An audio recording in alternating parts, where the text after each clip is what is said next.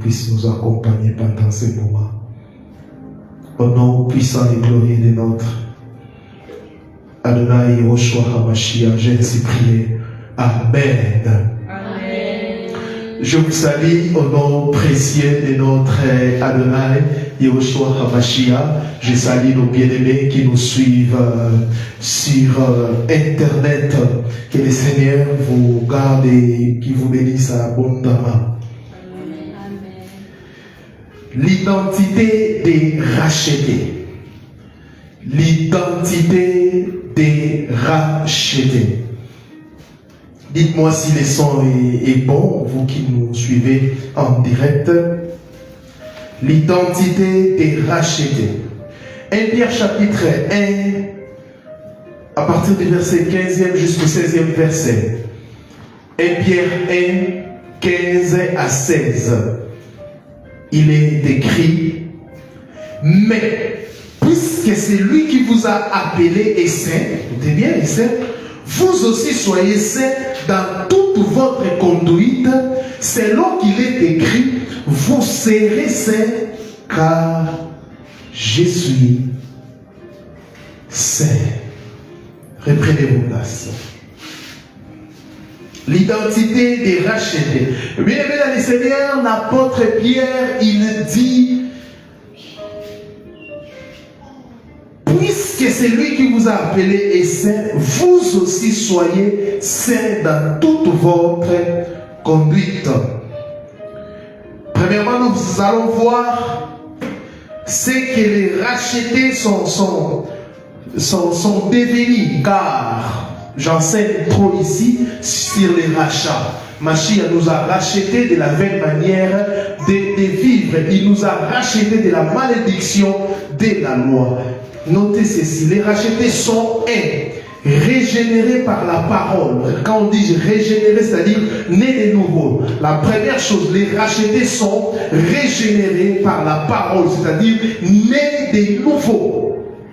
Jacques chapitre 1, verset 18e.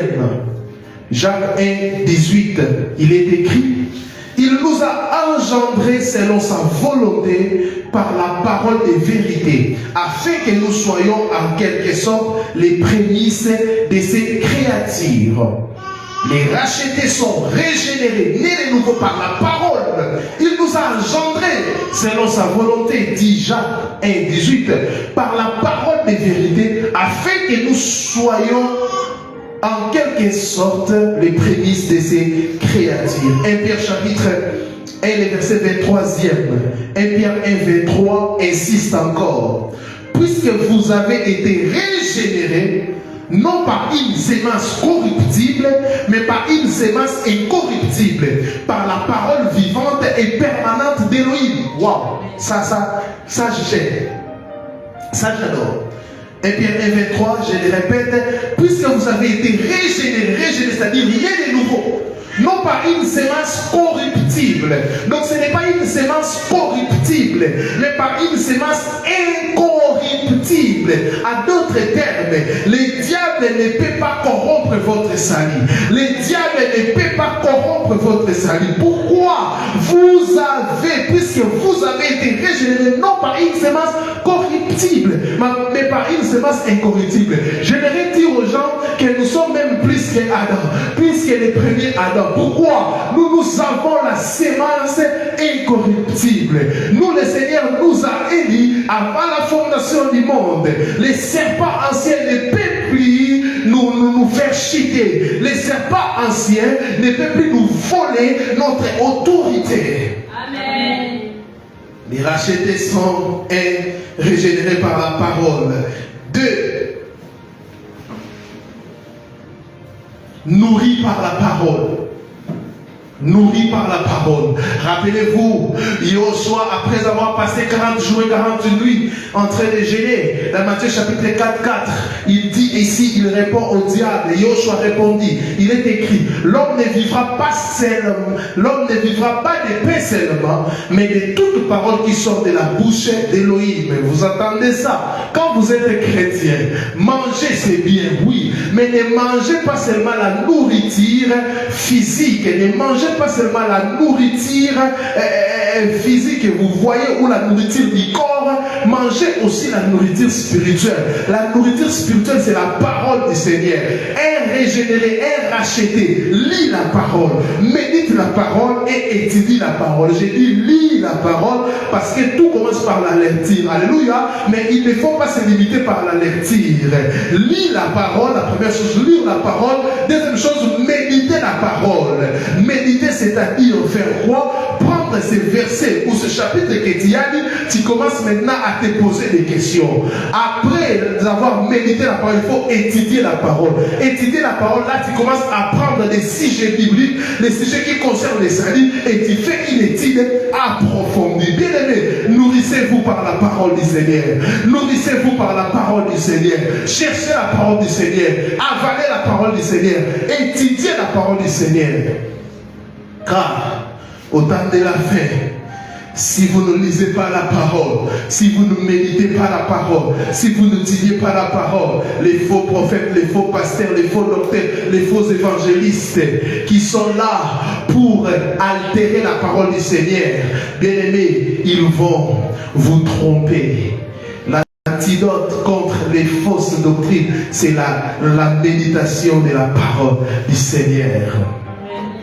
Nous avons dit que les rachetés sont régénérés par la parole, nourris par la parole. Troisième chose, gardez dans la foi par la parole. Waouh! Gardez dans la foi par la parole. Jean chapitre 17, le verset 6e, il est écrit: j'ai fait connaître ton nom aux hommes que tu m'as donné du milieu du monde. Ils étaient à toi et tu me les as donnés et ils ont gardé ma parole. Donc les rachetés, premièrement nous avons dit, ils sont régénérés par quoi? Par la parole. Deuxièmement, nourris par la parole. Troisièmement, gardés dans la foi par la parole. Yoshua lui-même a dit et il a fait cette prière: j'ai fait connaître ton nom aux hommes que tu m'as donné du milieu du monde. Ils étaient à toi et tu me les as donnés. Et ils ils ont gardé ma parole. Ne pensez pas que Yoshua parlait au passé. Non, non, il ne parlait pas au passé. Ici, quand il priait, toi aussi tu étais là. Alléluia. Car Elohim est omniprésent et omniscient. Ici, il priait pour tous les saints, pour toute personne, pour des gens qui ont crié à lui et des gens qui croiront à lui. Alléluia. Il dit, et ils sont à toi et tu me les as donnés et ils ont gardé ta parole. Je prie ce soir que tu garderas la parole de Yahushua, que tu garderas les dépôts, que tu garderas la foi que Yahushua Amashia a déposée en toi.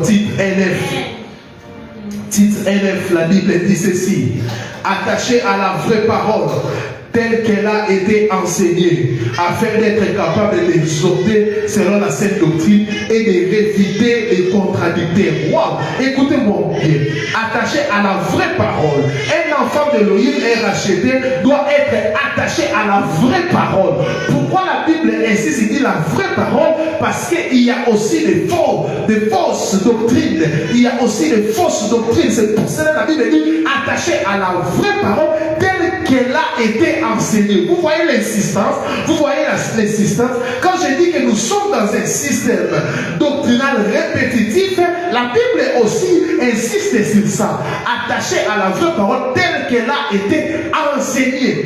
Sans ajouter, parce que nous sommes au temps du soir où des gens viennent avec des fausses doctrines, des choses que Mashiach n'a pas enseignées. Et écoutez, pourquoi nous devons être attachés à la parole telle qu'elle a été enseignée? La première chose, afin d'être capable d'exhorter. À d'autres termes, pour exhorter les gens, toi-même tu dois être attaché à la vraie parole, à la parole de la vérité. Mais aujourd'hui, on a des prédicateurs, des pasteurs, des docteurs, des apôtres, des prophètes, qui ne comprennent même pas la parole, qui ne connaissent même pas la parole. Bien aimé, toute personne qui n'est pas attachée à la vraie parole, telle qu'elle a été enseignée par Yoshua et ses apôtres, cette personne n'a pas le droit d'enseigner, n'a pas le droit d'exhorter. Pourquoi il va exhorter ou il va enseigner des faussetés? D'exhorter, écoutez ce que la Bible dit, afin d'être capable d'exhorter selon la saine doctrine. Il y a des gens aussi qui exhortent selon la doctrine des démons. Mais ici, la Bible dit d'être capable d'exhorter selon la saine doctrine. Deuxième raison pourquoi nous devons être restés attachés à la vraie parole telle qu'elle a été enseignée. Deuxième raison, la Bible répond, il dit, et de réfuter les contradicteurs.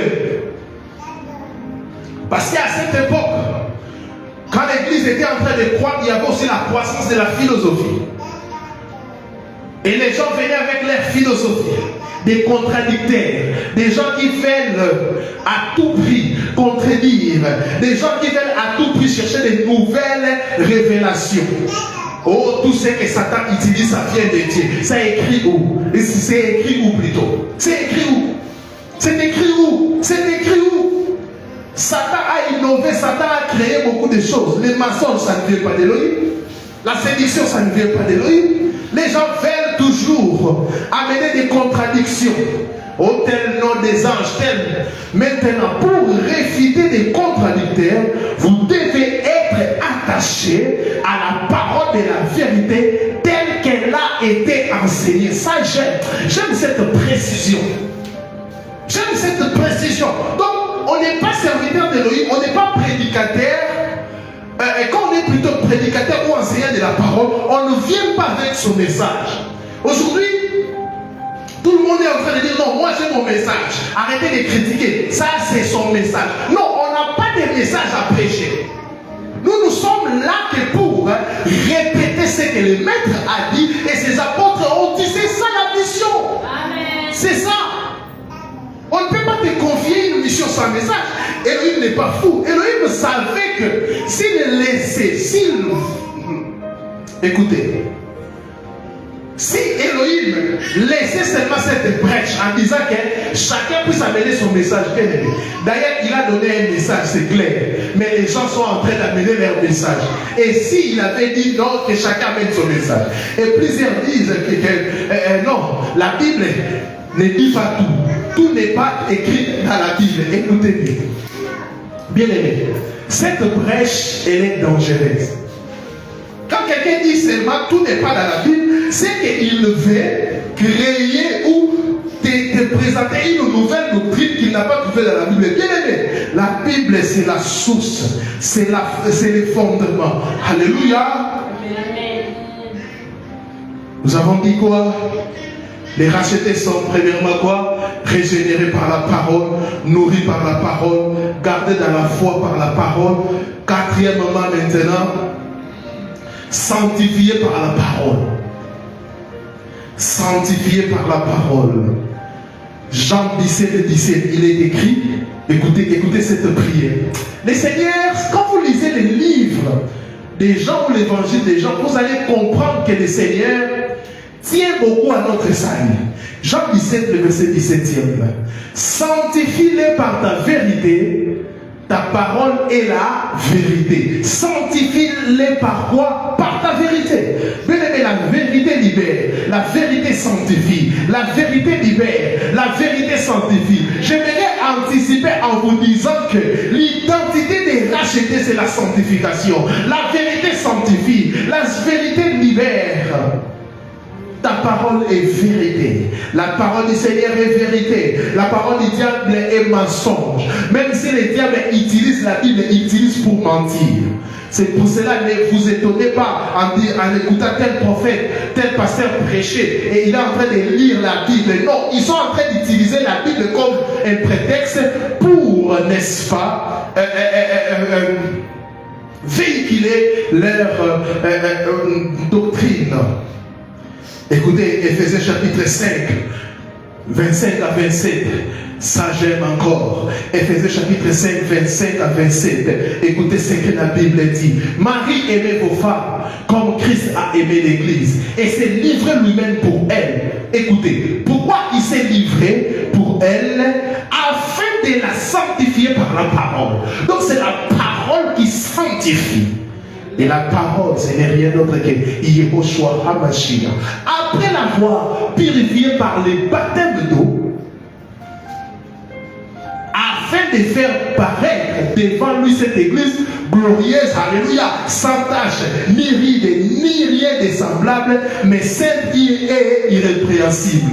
L'église, elle est sainte. Toi, tu es l'église. Écoutez, afin de paraître devant lui, cette église glorieuse. Glorieuse. C'est pour cela, Yehoshua Mashiach a dit, les portes de séjour des morts ne peuvent entendre contre elle. Pourquoi? C'est une église glorieuse. C'est une église glorieuse. C'est une église glorieuse.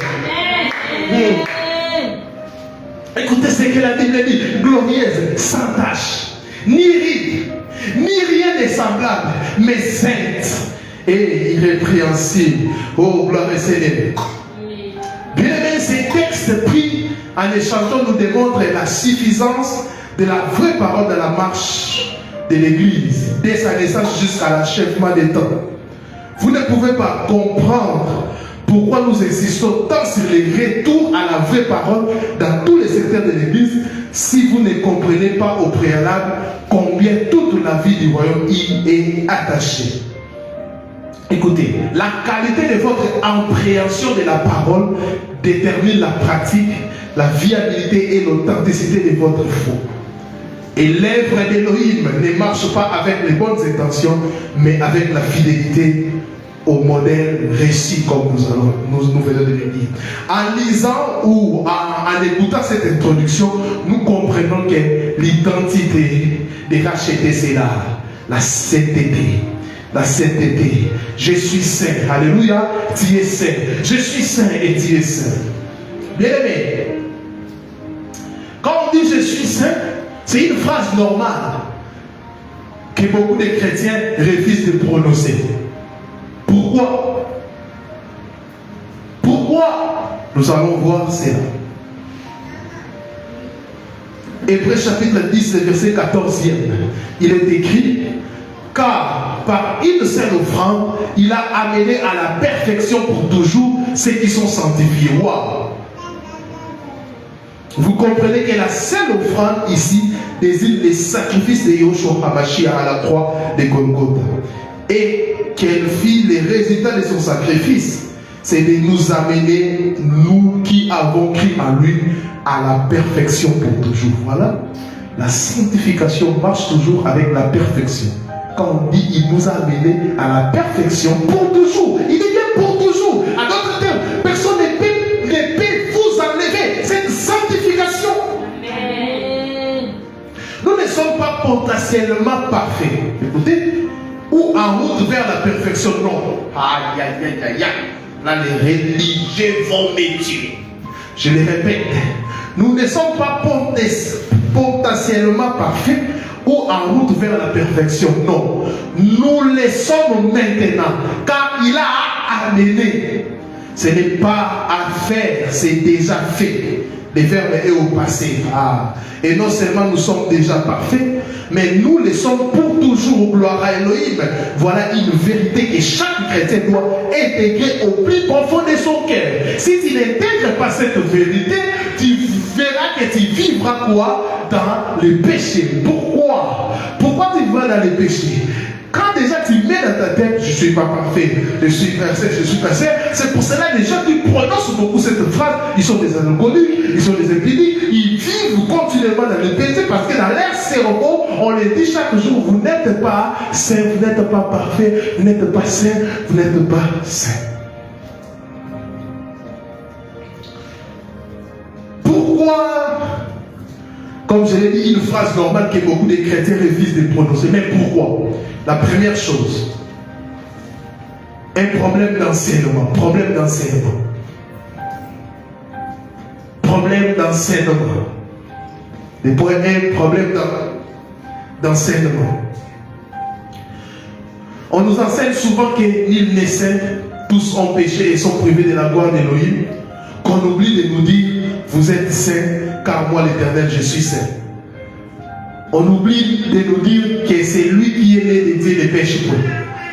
On oublie de nous dire la vérité que naître de nouveau, c'est naître saint, pas par nos efforts, mais à cause de sa nature transmise en nous à Golgotha. C'est à cause de sa nature que nous sommes saints. Ah oui. C'est un problème d'enseignement, les gens enseignent beaucoup. Nul n'est parfait, nous sommes des pécheurs, tous ces consorts, sans enseigner que Yoshua dit, Elohim a dit, vous êtes saints. Quand tu es ici de Yoshua, apprends désormais à déclarer que tu es saint ou sainte. Alléluia. Pourquoi encore deuxième chose, la fausse modestie. Fausse modestie, deuxième chose. Problème d'enseignement, d'autres sont très mal enseignés. On les enseigne que dans l'identité des rachetés, nous sommes toujours des pécheurs, nous sommes toujours imparfaits, malgré l'œuvre de la croix, on est toujours des pécheurs, alors que ce n'est pas ça. Deuxième chose, pourquoi? La fausse modestie ou fausse modestie.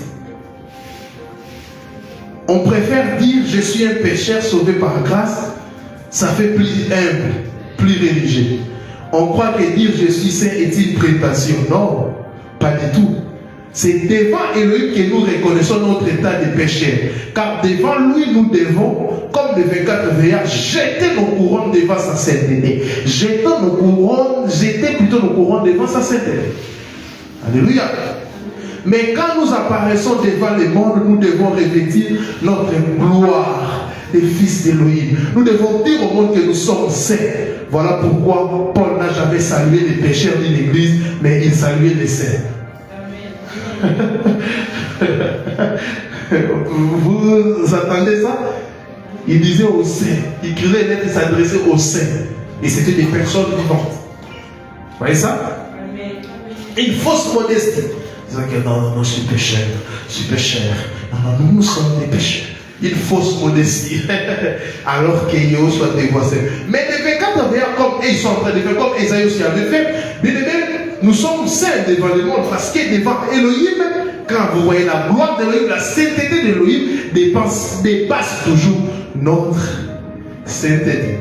Et là, pourquoi? C'est à cause de ces corps adamiques, de ces corps adamiques, pas des corps. Troisième chose,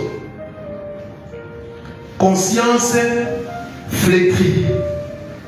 Pourquoi ces gens-là n'acceptent pas? Parce qu'ils ont une conscience flétrie. Conscience flétrie. Une personne qui se nomme frère, sœur, mais vit dans les péchés, a une conscience flétrie. Ainsi, son esprit rejette catégoriquement ses qualificatifs de saint ou sainte. Car elle se sent qu'elle n'est pas digne de porter cette gloire. Ses péchés connus et cachés témoignent contre elle. D'autres, ce sont une conscience flétrie. Ils savent qu'ils sont dans des combines.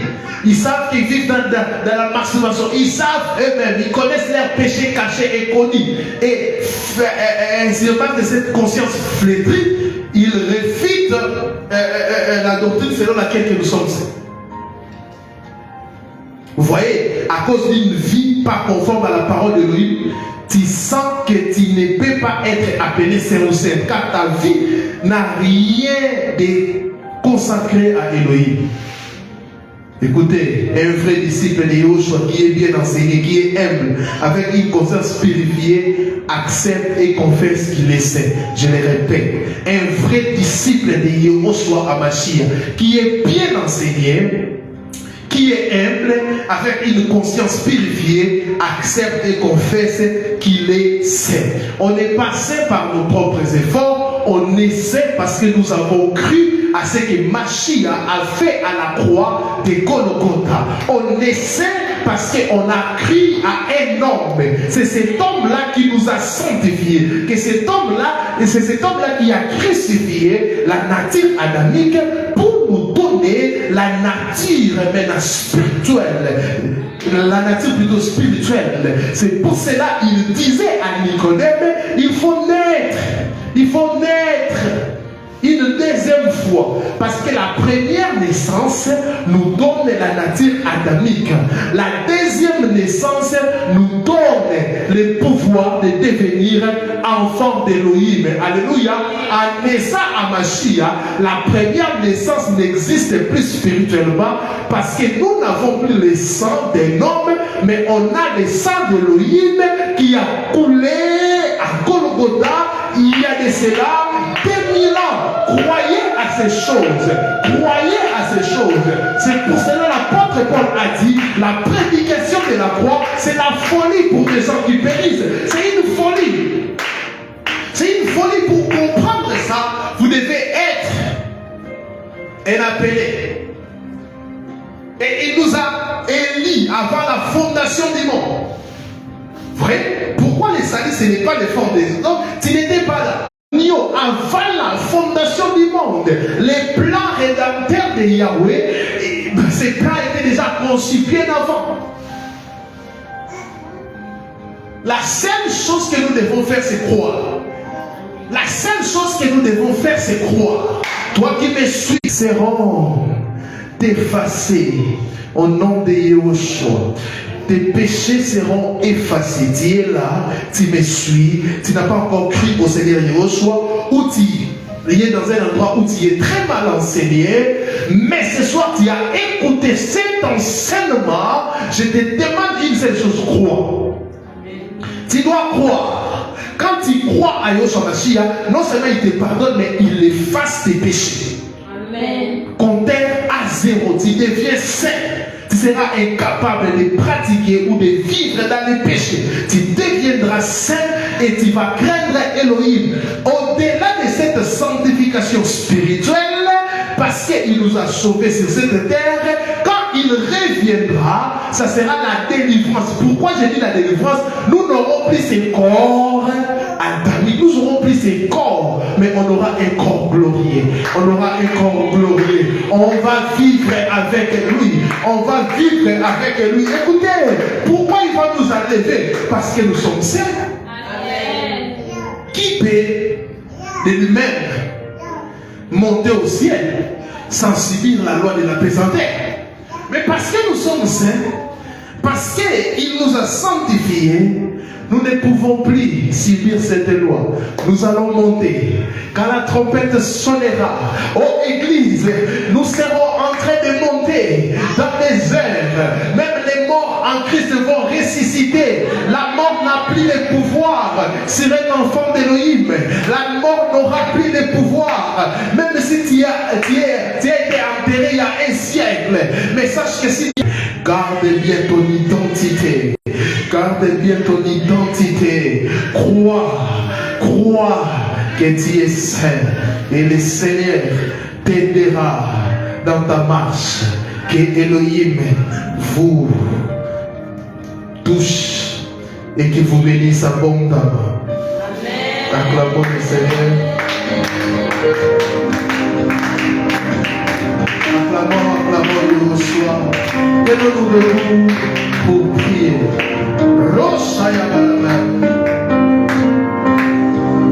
Que Yahweh vous bénisse. Toi qui m'as suivi, si tu n'as pas encore crié au Seigneur Yoshua, écris-nous. Nous allons t'accompagner. Prions, prions, prions, prions.